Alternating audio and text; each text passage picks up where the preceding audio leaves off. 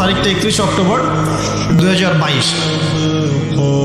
হ্যাঁ, 31 অক্টোবর 2022 সারা বিশ্ব জুড়ে একটা চরম শিরক এবং জাহেলিয়াতে পূর্ণ উৎসব পালিত হয়েছে, এবং যার ছোঁয়া আমাদের তাওহীদের দেশেও লেগেছিল।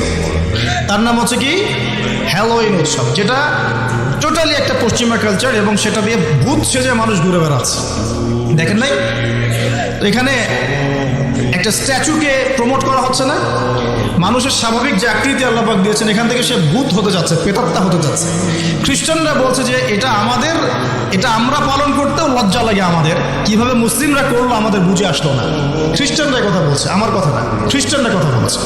তো এটা যদি কোরআন সুন্নাহর সাথে সাংঘর্ষিক হয়, তাহলে কি আমরা এটা পালন করব? আর বাই দ্য ওয়ে একটা কথা বলতে ভুলে গেছি, যখন এই উৎসব চলছিল তখন কিন্তু কোনো ঘোমটাওয়ালা এর প্রতিবাদে 2টা লাইনও ফেসবুকে লিখে নাই, ঠিক আছে? হ্যাঁ, তারা ঘ্রাণ সম্পর্কে ঠিকই লিখেছে, তারা কিন্তু ঘ্রাণ ইস্যু নিয়ে খুব সোচ্চার। তাদের চোখের সামনেই হ্যালোইন উৎসব হয়ে গেছে, একটা লাইনও লেখার সাহস পায় নাই। কারণ লিখলে কি হবে? লিখলে ওই যে ভিতরে আযাব ভোগ করতে হবে, রিয়াল আর কথা বলবে না, ব্যাস দ্যাটস অল।